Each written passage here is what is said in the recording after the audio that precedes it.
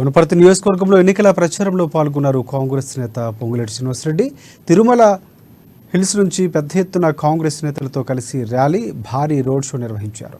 Vote అనే ఆయుధంతో కల్వకుంట్ల కుటుంబాన్ని తరిమికొట్టి ఇందిరమ్మ రాజ్యం తీసుకురావాలన్నారు పొంగులేటి. దొంగల పార్టీ బీఆర్ఎస్ మూడోసారి సీఎం కావాలని కళ్ళు కంటున్నారని విమర్శించారు.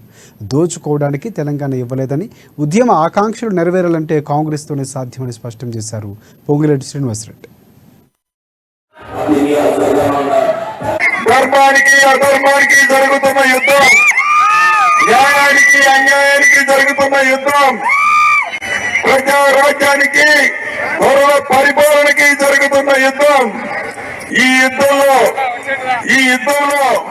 ప్రజా పరిపాలన పక్షానుంటారా, గౌరవ పరిపాలన పక్షానుంటారా? ఒక్క నిమిషం మీరు ఆలోచించాల్సిన అవసరం ఉంది.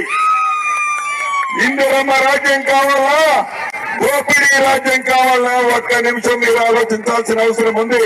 మీరు చూశారు, 2 పర్యాయాలు చూశారు ఈ తెలంగాణ రాష్ట్రాన్ని ఏ రకంగా కొల్లగొడుతున్నారో. ఈ కల్వకుంట్ల చంద్రశేఖరరావు గారి కౌరవ సైన్యం వారే కాదు, వారి తొత్తుల యొక్క ఏ రకంగా సంపాదన మీద పడి చివరికి నిరుద్యోగ యువతని కూడా ఈనాడు బలి తీసుకున్న సంస్కారం లేని సంస్కార హీనులు.